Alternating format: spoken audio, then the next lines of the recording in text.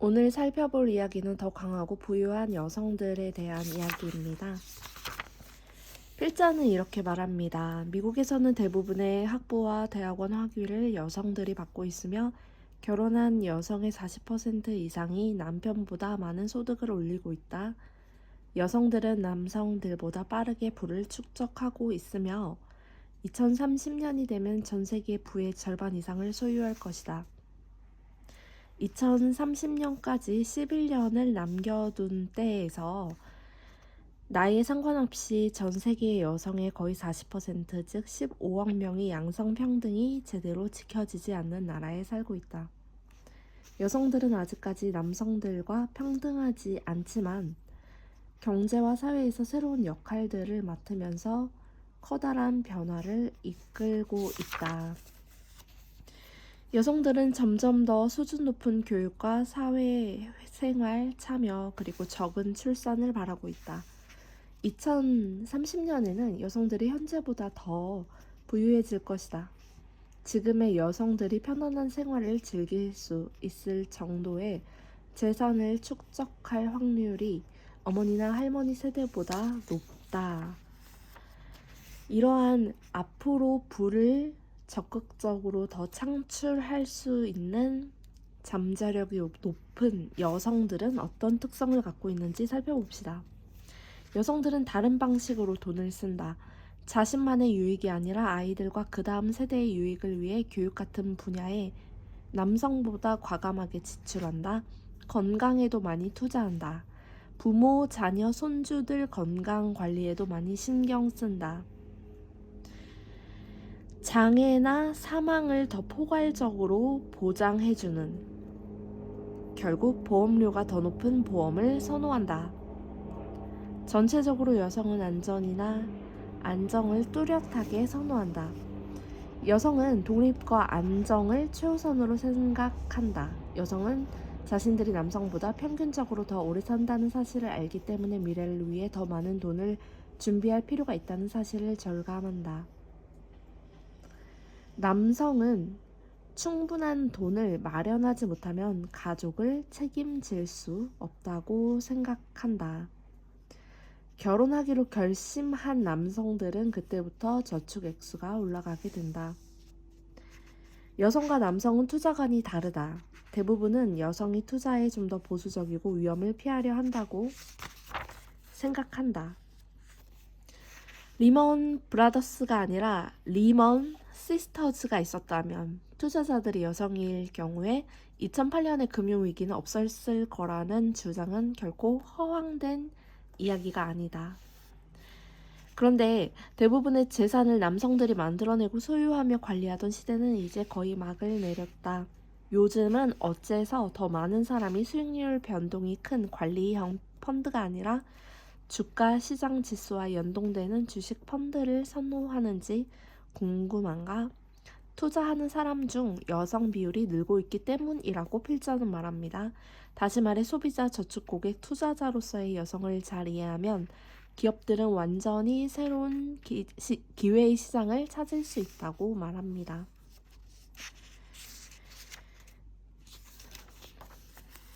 여성이라서 부를 창출할 가능성이 높아지는 것이 아니라 여성들에게도 거대한 양극화 현상은 나타날 것이라고 말합니다. 그리고 여성들이 이혼하게 될 경우엔 대부분의 경우 금전적으로 공지에 몰리게 된다. 믿을 만한 연구에 따르면 여성은 이혼보다 결혼 상태를 유지하는 쪽이 대부분은 재정적인 면에서 유리합니다.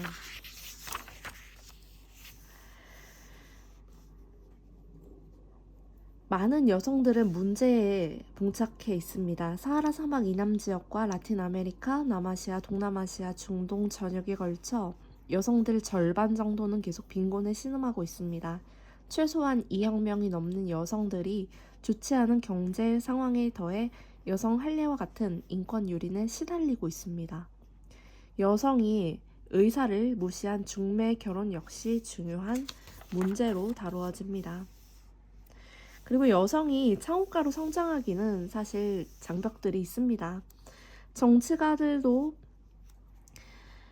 여성 기업가들이 없으면 국가에 재능 있는 인재 절반을 활용하지 못하고 버리는 것과 마찬가지란 사실을 깨달았다. 그런데 봅시다. 사회는 성장을 원하기도 하지만 기득권 중심으로 안정을 원합니다. 여성 기업가들이 성장을 하는 것이 진짜 기득권들이 원하는 일인지를 좀 생각해 볼 필요가 있습니다. 여성 기업가들의 엄청난 잠재력을 끌어내고 자금 조달 문제 등을 해결해주며 토지, 명의 이전이나 정부의 예산 혜택 등과 관련해 그들의 권리를 인정해준다면 남녀 차이의 불평등을 해소하고 경제 성장을 촉진할 수 있다. 역사적으로 남아프리카 공화국의 여성들, 특히 원주민 여성들은 자신만의 사업을 시작하고 운영하며 국가 경제를 위해 폭넓게 기여할 기회 자체가 없었다. 여성들이 발전하고 성장함으로써 사회에서 얻을 수 있는 이익들이 부가 점차로 늘어나고 그것을 함께 공유하게 된다면 사회 전체에도 전반에도 큰 기여도를 높임과 동시에 사회 전반적으로 합리적으로 효율적으로 성장하는 데도 도움이 될 것이라고 생각을 합니다.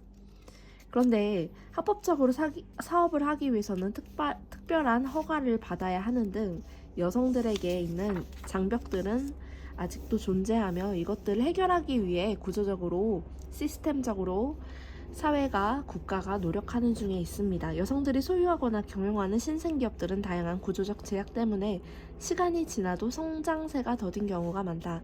그 제약 중 하나는 관련 사업에 대한 지식이나 경험의 부족이다. 그리고 여성들이 일을 하는 경우는 생활비를 벌기 위해 선택의 여지가 없기 때문이기도 합니다. 그리고 또한 사회적으로 보았을 때에도 집에만 있는 것에 대한 사회적 시선은 곱지 않습니다. 여성들이 노동에 참여하면 여성들이 무보수로 해오던 가사가 시장의 용역 활동으로 바뀌며 경제 성장을 촉발할 것이다 라고도 말하는 의견이 있습니다. 그리고 여성들의 노동으로 인하여 지속적인 스트레스, 긴장감은 일찍 만성질환을 불러올 수도 있습니다. 그리고 당신이 여성이고 교육을 많이 받지 못했다면 당신에게 주어지는 기회는 거의 없을 것이다. 결혼하고 아이를 낳고 차라리 일을 안 하는 게 낫고 이런 모든 것이 끔찍한 악순환의 고리를 돌며 쳇바퀴를 사는 여성들도 존재합니다. 여성들은 교육과 취업의 기회를 통하여서 많은 경험을 얻었지만 전 세계적으로는 거대 기업을 이끌고 있는 여성은 무척 적다. 조사 대상 국가 중에 20%는 상장 기업의 중간급 이상 경영진의 여성 비율이 20%에도 못 미쳤다. 대부분 이슬람 국가들은 10%를 밑돈다. 일하는 여성들이 많아지고 남성보다 빠르게 부를 축적하더라도 기업이라는 사다리 꼭대기에는 여전히 남성들이 군림하고 있다. 애초에 성경에서 보면은 여성들의 존재 자체가 남자를 보필하기 위한 돕는 배필로 지어졌음을 알 수 있습니다. 그리고 고대로부터 제사를 지내는 일은 남성의 일로 정해지고 고대 사회에서 여성의 지위나 신분은 내려갔고 교육을 따로 받기는 좀 어려운 처지에 처했습니다. 여자들이 주도적으로 사회에서 성장해 나가는 것을 집단 내에서 국가 내에서 합의했을 때 적절하지 않은 것이라고 보았고 성경에서도 보면은 여자가 가르치는 것 남자를 주관하는 것을 허락하지 아니한다라고 해서 여성의 위치, 사회적 지위와 역할을 제한했던 것을 볼 수가 있습니다. 그럼에도 불구하고 성경에서는 보면 예수님께서는 여성이었던 마르다 그리고 마리아를 직접 교육하시는 태도를 보이셨던 것을 알 수 있습니다. 과거에는 여자 3명이 모여있는 이 간자를 간사할 간자라고 표현했습니다. 무지했고 배운 것이 없는 여성들이 모여서 할 것은 아마 남의 뒷담화 정도밖에 안 됐을 것입니다. 음흉하고 교활하다, 간음하다, 훔치다 같은 죄인의 특성을 여성들의 모여있는 집단을 표현하여 글자를 만들었습니다. 그러나 현대사회는 다를 것입니다. 이 현대사회에서는 여성들의 사회적인 성장 그리고 기여도가 높아짐에 따라 여성들이 3명 정도 모여 있으면 아마 으뜸을 차지하는 시대가 오고 있지 않나 생각해 봅니다. 그리고 일단 사회생활을 시작한 여성들은 이번에는 임금 격차를 경험하게 됩니다. 한국을 포함하여 차별금지법을 시행한 지 오래된 오스트리아, 영국, 뉴질랜드 같은 선진국에서도 여성들이 받는 임금은 남성보다 30%가량 적다라고 추정이 됩니다. 여성들에게 사회적으로 직업을 준 것은 사회적으로 열심히 메인으로 일하고 있는 남성들을 보필하여서 일하는 존재로 아직까지는 해석하고 있지 않나라고 생각해 볼 수 있습니다. 그런데 일반적으로는 성경을 통해 여성들에 대한 인권 인식 수준은 상당히 높은 편이라고 볼 수가 있습니다. 드물지만 기원전 12세기, 11세기경에 이스라엘 여성 드보라는 재판관으로서 군사 지도자로 활약을 했으며 그에 걸맞는 교육 수준을 갖추었다고 이해해 볼 수 있겠습니다. 군사 지도자로서 여성 드보라는 가나안 시스라 장관과의 전쟁에서 이스라엘을 승리로 이끈 경험도 있었습니다. 그럼에도 불구하고 여성들은 성경에서도 침묵하고 잠잠하라고 가르칩니다. 여성은 사회적으로 어떠한 기여를 하든지 불문하여 하고 남성보다는 낮은 지위와 입지를 가지게끔 사회적으로 협의가 되어 있지 않았나 그렇게 생각을 합니다.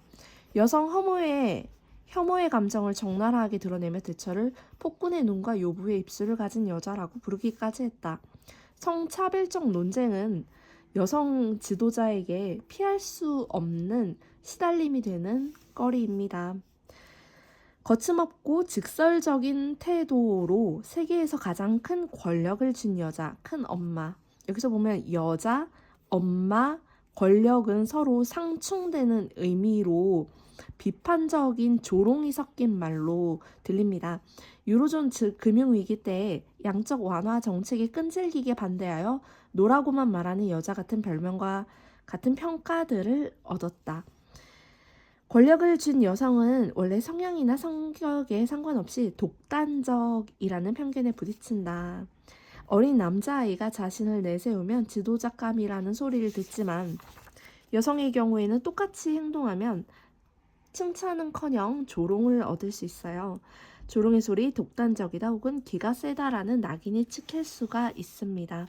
결국 여성들은 지나치게 나서거나 목소리를 높이지 말라라고 사회적 구성원들이 합의를 했다라고 볼 수가 있습니다. 근데 이것은 바로 여성에게 큰 부가 전이되고 권력이 넘어가는 것을 막기 위해 사회적으로 합의한 소통의 결과물로 저는 해석을 하고 있습니다. 일하는 여성들은 뭔가 다르게 행동하고 또 인식됩니다. 여성들은 여성들에게 요구하는 여성상이 있습니다. 바로 귀엽고 다정하고 여성스러운 면모입니다. 그렇기 때문에 여성들은 일을 하면서 보여주는 리더십을 발휘하는 과정에서 굉장히 많은 압박을 견뎌야만 합니다. 더욱 엄격하고 사전에 정의된 성별 역할 안에서만 행동하라고 은연중에 현대사회에서도 강요하고 있지요. 애완동물 유혹하는 여성, 드센 여성, 엄마 정도로만 규정하고자 하니 여성은 조직 안에서 진지하게 리더십을 발휘하기보다는 1960년대 다방 레지 정도 수준의 부드러움과 나긋나긋함을 갖춘 여성성 정도로 여성의 지위를 만족하는 것으로 조직 내에서도 사회적 합의가 되었다고 저는 이해합니다. 그리고 열심히 일하면 일할수록 드센 여성, 인성까지도 낮게 취급되는 여성으로 받아들여집니다. 촌스럽고 잔소리만 해대고 꽉 막힌 원칙주의자라고 남성일 경우에는 보이지 않지만 여성인 경우에는 그렇게 인지될 수 있는 가능성이 높다고 봅니다. 그런데 사회적으로는 계속해서 많은 사람들이 노동을 통하여서 리더십을 발휘하고 조금 더 생산성을 발휘하기를 요구하는 측면도 있습니다. 물론 AI 기반으로 해서 기업들이 사람들이 인건비를 줄이고 단순 노동은 기술로 대체가 되지만 고급 인력의 경우에는 많은 교육을 받은 자들이 지도자급의 위치에서 일을 해줘야 하는데 많은 교육을 받은 여성들도 사회적인 필요에 의해서 계속해서 지도자 위치에 지금보다는 훨씬 많은 여성들이 포진할 것으로 보입니다. 그렇게 되기 위해서는 사실 노골적인 차별 중 하나를 근본부터 무너뜨려야 그것이 실제적으로 진행이 가능하며 그런 것들이 현재도 진행이 되고 있다라고 생각을 합니다. 1940년대로 돌아가 봅시다. 당시 미국 여성들은 야심을 갖지 말라, 야망을 품지 말라, 남성보다 똑똑해 보이지 않도록 주의하라. 정말로 똑똑해지면 안 된다. 남자보다 더 똑똑해 보이는 건 절대 안 된다라는 메시지를 받았고 부끄러운 듯 귀엽게 아양을 떠는 기술을 습득하는 것이 사회적으로 용납이 되던 시대입니다. 여성들이 열심히 일하면 야망을 갖는 것으로 현대사회에서는 해석을 한다고 봅니다. 그런데 정치와 산업에 미치는 영향에 관계없이 여성들은 더 많은 재산을 거머쥘 것입니다. 낮은 출생률과 노령화가 문제가 되는 미래 사회에서 교육과 보건 문제 등을 포함한 여러 분야에서 여성들을 더 배려하는 쪽으로 관심을 기울일 것이며 아직까지 사회적으로 볼 때 여성들이 부를 많이 갖는 것은 불편해 보일 수 있겠지만 지연되는 것이지 그 일들이 없어지지는 않을 것이라고 봅니다. 여성들은 더 강하고 부유해질 것입니다.